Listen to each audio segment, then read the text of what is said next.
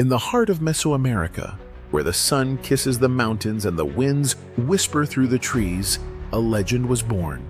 A legend woven into the very fabric of existence. It is here that we encounter Quetzalcoatl, the feathered serpent, a creature of divine grace and profound wisdom. Let us journey back to the dawn of creation, when the cosmos was still new and teeming with potential. In those primordial times, the gods convened atop the sacred peaks of Teotihuacan. Among them was Tezcatlipoca, the god of night and destiny, whose presence loomed dark and fierce. He cast his eye upon the chaotic realm below and deemed it in need of order.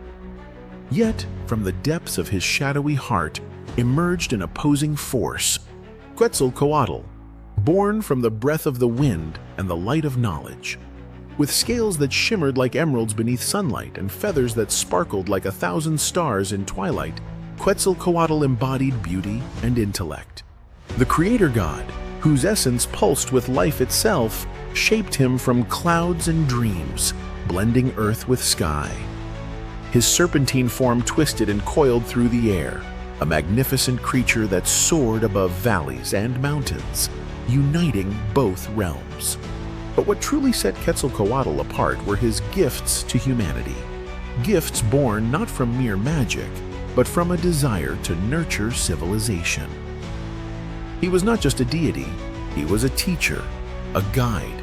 As he descended to earth, he bestowed upon mortals the seeds of agriculture, teaching them how to cultivate maize, the sacred grain that would nourish generations. With his guidance, they learned to harness fire, craft tools, and build temples that reached toward the heavens. However, greatness often attracts envy. Tezcatlipoca's jealousy simmered beneath the surface as he watched Quetzalcoatl's following grow among mortals. In a cunning act of treachery, he tricked Quetzalcoatl into drinking pulque, a potent fermented beverage that clouded his judgment and revealed his vulnerabilities. In this moment of weakness, Tezcatlipoca seized his chance, casting doubt upon Quetzalcoatl's divine nature. With sorrow in his heart but wisdom unyielding, Quetzalcoatl recognized the folly of indulgence. He fled to the east, his departure marked by a brilliant meteor shower that lit up the sky like fiery feathers cascading down to earth. It is said that as he left, he vowed to return one day, a promise woven into the threads of prophecy that would ripple through time. Quetzalcoatl's legacy did not vanish with his departure. Rather, it became an enduring symbol of hope for future generations. The people constructed temples in his honor, great pyramids adorned with intricate carvings depicting his glorious reign over wisdom and virtue. They celebrated festivals in his name, chanting prayers for his return as they awaited signs from the heavens. But there are whispers among scholars that Quetzalcoatl still roams these lands in spirit, his essence embedded within every green leaf and every flowing river. Some say he watches over humanity from beyond the horizon, waiting for a time when strife will give way to peace. His followers believe that in moments of enlightenment or profound inspiration, when thoughts become clearer than crystal, he manifests through them as a guiding light.